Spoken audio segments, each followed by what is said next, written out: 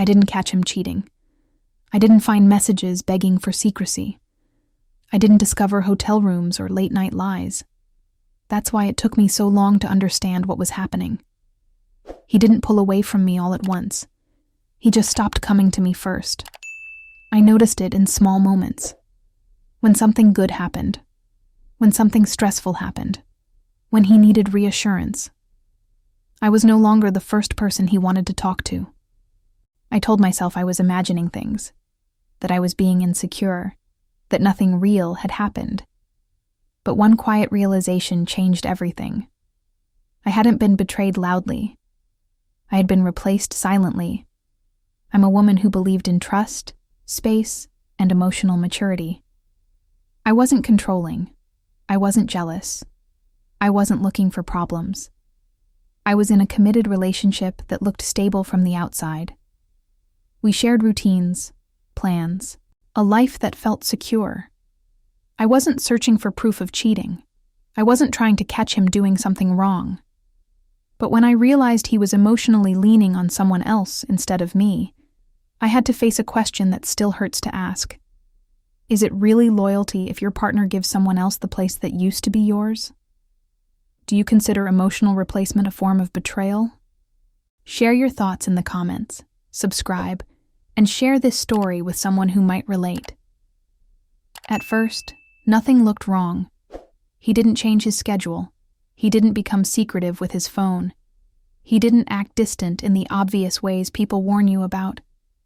That's why I trusted what we had.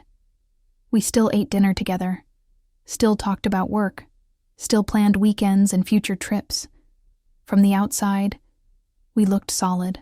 But slowly, I started noticing something I couldn't explain without sounding paranoid. When something funny happened during his day, he'd smile at his phone before telling me about it, if he told me at all. When something stressful happened, he'd say, "I already talked it through," without mentioning with who. At first, I didn't question it. I told myself, this is what healthy independence looks like, that not everything has to be shared. I didn't want to be that woman, the one who needs to know everything, the one who turns normal behavior into suspicion. But then I noticed how our conversations changed. They became summarized. I used to get the full story, the frustration, the emotion, the uncertainty. Now I got conclusions. I'm fine now. It's handled. It's not a big deal. I started feeling like I was arriving late to moments I used to be part of. One night, while we were sitting together on the couch, I leaned my head on his shoulder and asked, casually, "Who do you usually talk to when you're overwhelmed?" He didn't answer right away. That pause wasn't long, but it was long enough. Then he said, "I don't know. I guess whoever's available." That answer stayed with me, because I was right there. I was always available. And yet, somehow, I wasn't the obvious choice anymore. That's when the thought first crossed my mind. Quietly, almost apologetically. What if I wasn't being cheated on, but slowly replaced? Do you think this already crosses a line? Or is this still normal behavior in a relationship? After that conversation, I started replaying small moments I had ignored before, not because I wanted to build a case, but because my body already knew something my mind hadn't accepted yet. I noticed how he'd pick up his phone the second it buzzed, then decide whether or not to reply to me later. I noticed how he'd say things like, "I already talked about this," without ever saying with whom. At first, I felt ridiculous for even caring. I told myself adults are allowed to have friends, that emotional support doesn't have to come from one person, that expecting to be someone's everything is unhealthy. But then I asked myself something that made my chest tighten. If emotional support can come from anywhere, why was it slowly disappearing from us? I tried to reconnect in small, non-threatening ways. I asked more open questions. I shared more about my own day. I made space for conversations that used to happen naturally, but the energy didn't come back. He listened, politely, responded, correctly, but the depth was gone. I started feeling like I was talking to someone who had already processed everything with someone else. One evening, I mentioned something stressful that had happened at work. I was halfway through explaining how it made me feel when he interrupted gently and said, "You know, you might be overthinking this." That wasn't new. What was new was the certainty in his voice, the tone of someone who had already discussed my situation elsewhere and reached a conclusion. I asked him, "Have you talked to someone about this already?" He nodded. "Yeah," he said. It helped me get perspective. Perspective. That word hit me harder than I expected, because perspective implies distance, and I didn't realize he had stepped back from us far enough to gain it. Later that night, lying next to him, I felt a loneliness that didn't make sense. He was right there, breathing next to me, close enough to touch, and yet, emotionally, he felt miles away. I stared at the ceiling and wondered when I had stopped being the person he processed life with. Not argued with, not disagreed with, but processed. That's when the fear shifted. I wasn't afraid of him leaving me for someone else. I was afraid he was already gone, and I was the last to notice. At this point, would you trust your instincts? Or would you still tell yourself you're overreacting? I tried to ignore the feeling for a while, not because it went away, but because admitting it would mean accepting that something fundamental had changed. I started watching our routines more closely, not obsessively, just honestly. Mornings used to be our time. Coffee, small talk, plans for the day. Now, mornings were quiet. He'd scroll through his phone while I talked. He'd nod without really engaging. Sometimes he'd smile at something on the screen and say, "Sorry, go on," even though I had already stopped talking. I told myself everyone has off weeks. That stress changes people, that this didn't mean anything on its own. But patterns don't need to be dramatic to be real. I noticed how he'd step into another room to take calls, not in a secretive way, just deliberately away from me. When I asked who it was, he answered casually, "A friend, a coworker, someone he'd talked things through with." That phrase again, talked things through. I asked him once, gently, "Why don't you talk things through with me anymore?" He looked genuinely surprised. "I do," he said. "We talk all the time." And that's when I realized something painful. We talked, but we didn't connect. Our conversations had become updates, status reports, not shared emotional experiences. I started questioning myself in ways I never had before. Was I too emotional, too intense, too needy for wanting depth? I compared myself to the version of him he described when talking about outside perspective, calm, rational, detached. And suddenly, I felt like the problem. One night, I asked a question I'd been avoiding. "Do you feel like you can be fully honest with me?" He hesitated. "Not long, but long enough." "I don't want to hurt you," he said. That sentence stayed with me, because it suggested something already existed that could hurt me, and he was choosing where to place it. I went to bed that night with a knot in my chest, realizing I wasn't being protected. I was being bypassed. And deep down, I knew that emotional safety doesn't disappear overnight. It's given away, slowly, to someone else. Do you think he was protecting my feelings, or protecting another connection? Once I allowed myself to acknowledge the pattern, I couldn't stop seeing it. It wasn't just about conversations anymore. It was about priority. I noticed who he responded to first when multiple messages came in. I noticed how quickly his mood shifted after certain notifications, how a single message could relax him in ways I hadn't managed to in weeks. I asked myself questions I didn't want to ask. Who knew about his doubts before I did? Who heard his fears before I did? Who reassured him when I thought we were reassuring each other? One evening, I asked him directly, calmly, without accusation. "Who do you talk to when you're overwhelmed lately?"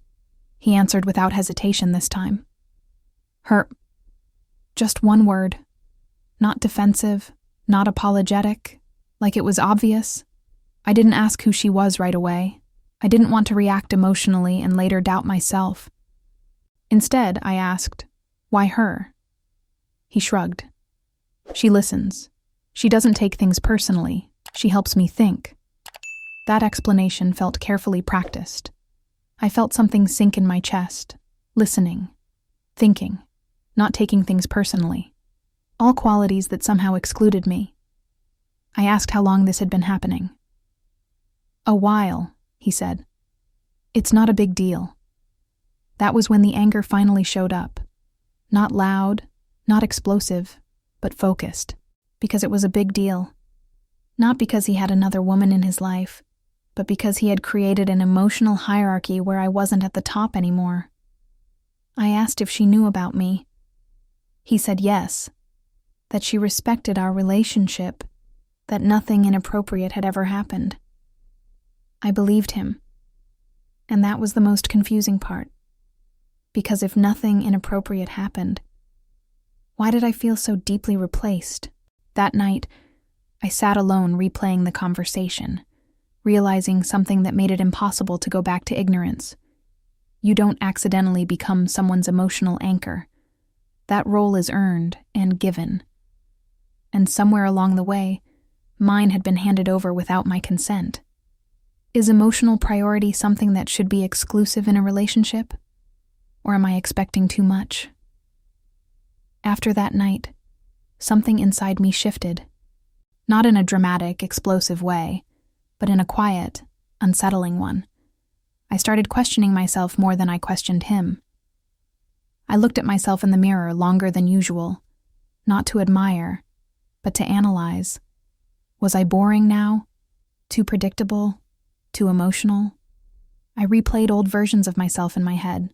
The woman he first fell for, the one he couldn't wait to talk to, the one whose opinion mattered. Somewhere along the way, I felt like that woman had been quietly replaced, not just in his life, but in my own mind. I noticed how his emotional distance began shaping my behavior.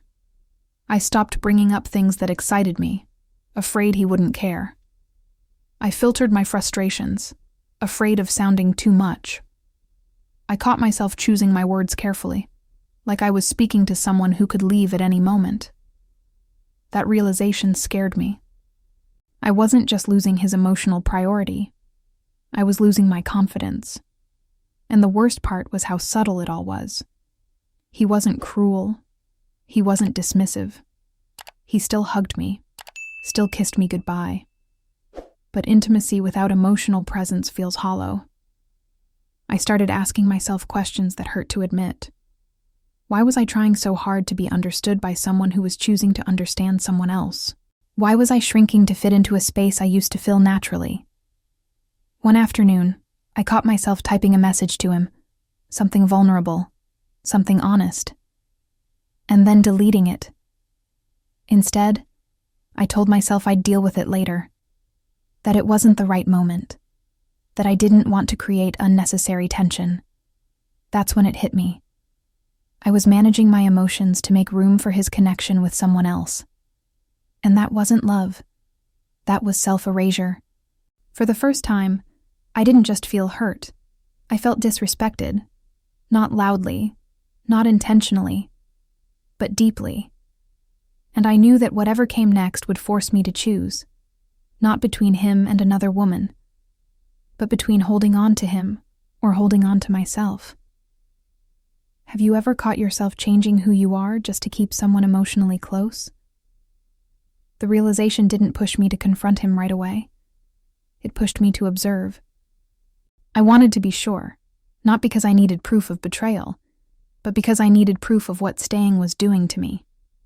I paid attention to how often I hesitated before speaking, how many thoughts I edited in my head before saying them out loud, how easily I convinced myself that my needs could wait. I noticed how comfortable he had become with my silence. When I stopped asking questions, he stopped explaining. When I stopped pushing for depth, he stopped offering it. That imbalance didn't come from one argument or one mistake. It grew because one of us kept adapting, and the other didn't have to. One evening, I finally asked him something I had avoided for weeks. "Do you think you're emotionally closer to her than to me?" I asked calmly. No accusation, no raised voice. He didn't answer immediately, and that pause told me everything I needed to know. He said he didn't see it that way, that things just felt easier with her, that there was less pressure, less expectation. I asked him if that ease came from the fact that she didn't share a life with him, that she didn't rely on him, that she couldn't be disappointed by him. He didn't deny it. That's when the truth finally settled in my chest. He wasn't choosing her because she was better than me. He was choosing her because the connection required less accountability. And somehow, I had become the difficult one, simply for wanting emotional honesty. I told him I felt replaced. Not physically, emotionally. He said that wasn't fair, that nothing inappropriate had happened, that I was reading too much into it. But fairness isn't measured by rules broken. It's measured by impact. And the impact was clear. I was no longer the person he processed life with. I was the person he explained things to afterward. That night, I slept next to him, but felt more alone than I had ever felt in that relationship. And for the first time, I didn't just wonder if I could lose him. I wondered what staying was costing me. Do you think emotional ease with someone else justifies this kind of distance in a relationship? After that conversation, I didn't feel relief. I felt exposed, not because I had said too much, but because I had finally said what I'd been protecting him from hearing. Things became awkward in a way I hadn't experienced before. Not tense, not explosive, careful. He started choosing his words more deliberately, checking my reactions, asking if I was okay in a way that felt like damage control. And I hated that. I didn't want to be handled gently. I wanted to be chosen intentionally. I began asking myself whether confronting him had actually changed anything, or just made him more cautious. He still talked to her, maybe less openly, maybe more carefully. But the connection didn't disappear. That's when a new fear crept in. What if confrontation doesn't fix emotional replacement? What if it only pushes it underground? I started imagining two futures. In one, I stayed. I kept explaining my feelings, kept setting boundaries, kept hoping he would eventually choose me without being asked. In the other, I stepped back. I stopped fighting for emotional priority. I allowed silence to say what words hadn't. Neither option felt safe. Staying felt like slowly negotiating my self-worth. Leaving felt like admitting defeat without proof of real betrayal. And I knew exactly how people would judge it. Nothing actually happened. He didn't cheat. You're overreacting. I could already hear it, but I also knew something else. If a relationship requires you to constantly prove that you deserve emotional access, you're already losing something important. One night, while he was asleep, I sat in the living room alone. No phone, no distractions. Just me and the question I couldn't avoid anymore. Am I fighting for love? Or am I fighting against loneliness? That was the moment I understood something painful. I wasn't afraid of losing him. I was afraid of admitting that I had already lost the version of the relationship I needed. And once that truth settled in, there was no going back to pretending everything was fine. At this stage, would you distance yourself to protect your dignity, or keep fighting for emotional priority? I didn't make a dramatic decision that night. I didn't pack a bag or issue ultimatums. What I did instead was something quieter and harder. I stopped competing. I stopped trying to be more understanding than I felt. Stopped adjusting my emotions to fit his comfort. Stopped softening my words to avoid being labeled too sensitive. I didn't do it out of spite. I did it to see what would happen if I finally stayed honest with myself. The shift was subtle, but immediate.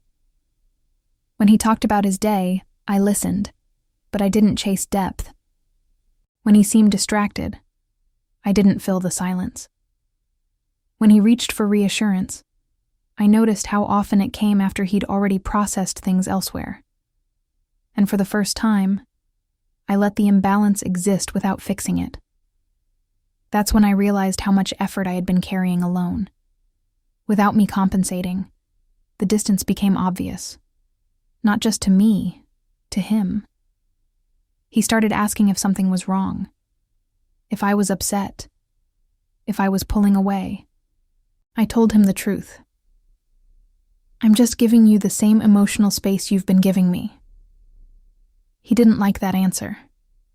He said I was being cold, that I was changing, that things felt different. And I almost laughed, because things had been different for a long time. I had just stopped hiding it. He asked if this was about her. I said yes, but not in the way he expected. It's not about jealousy, I told him. It's about replacement. He insisted again that nothing inappropriate had happened, that he hadn't crossed any lines. I looked at him and said something I'd been holding back for weeks. You don't have to cross a line to abandon your place in a relationship. That sentence hung in the air. He didn't argue. He didn't apologize. He just looked uncomfortable. And that told me more than any confession could have, because discomfort means recognition. That night, I slept better than I had in weeks. Not because things were fixed, but because I had finally stopped betraying myself to keep him comfortable. And deep down, I knew I was approaching a point where neutrality wouldn't be possible anymore. Soon, I would have to decide whether to stay in a relationship where I felt optional, or walk away without the kind of proof people usually demand. Do you think pulling back emotionally is a fair response? Or does it only make things worse? The moment I stopped compensating, everything became clearer, not easier. Clearer. I started noticing how often he expected me to absorb discomfort so he wouldn't have to.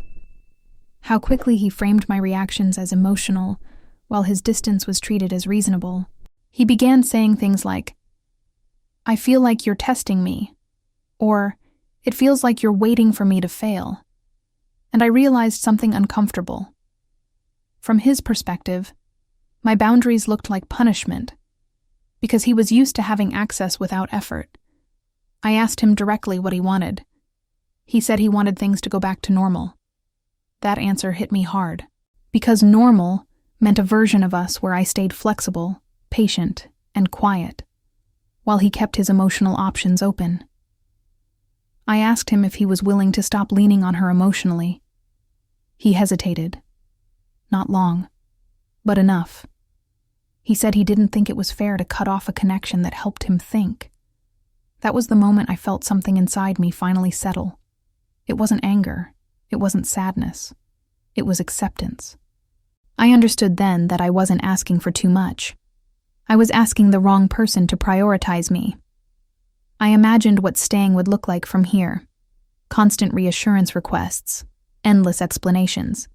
A future where my peace depended on his willingness to choose me, repeatedly. I also imagined leaving. The silence, the judgment, the questions I wouldn't be able to answer without sounding dramatic. But for the first time, leaving didn't feel like loss. It felt like alignment. One night, after another circular conversation, I said something quietly but firmly. I don't feel emotionally safe here anymore. He asked what that meant. I told him it meant I couldn't keep sharing a life with someone who shared his emotional core somewhere else. He asked if I was giving up. I said no. I'm choosing myself. That was the first time I said it out loud. And once I did, there was no way to take it back. At this point, do you think leaving without hard proof is justified? Or would you have stayed and tried harder? Leaving didn't feel dramatic. There were no slammed doors, no screaming matches, No last-minute confessions that changed everything. Just a quiet understanding that staying would require me to keep explaining why I deserved emotional priority. And I was done doing that. I told him I was leaving. Not because I stopped loving him, not because I found someone else, but because I could no longer recognize myself in the relationship we had become. He asked if I was sure. He said we could work on it, that he would try harder, that he didn't realize how serious it felt to me. And maybe that was true. But by then, something fundamental had shifted. I realized I didn't want to be chosen because I threatened to leave. I wanted to be chosen because I mattered, without negotiation. I packed my things slowly, not in anger, in clarity. The days that followed were harder than I expected. People asked questions. Some were gentle, others weren't. Did he cheat? No. So why leave? That was the hardest part, because emotional replacement doesn't leave visible scars.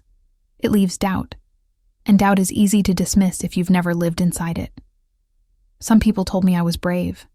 Others told me I was overreacting. I stopped defending myself. Because the truth is simple, even if it's uncomfortable. I didn't leave because he crossed a line. I left because he erased one. I learned that loyalty isn't just about what someone doesn't do. It's about where they go first when life gets heavy. And I refuse to share a life with someone who shares his emotional core somewhere else, while expecting me to stay and call it love. Walking away wasn't easy, but staying would have taught me that my place was negotiable. And that's a lesson I will never accept again. Do you think I made the right choice in the end? If you enjoy real, thought-provoking Reddit-style stories told from a female perspective, subscribe to the channel for more.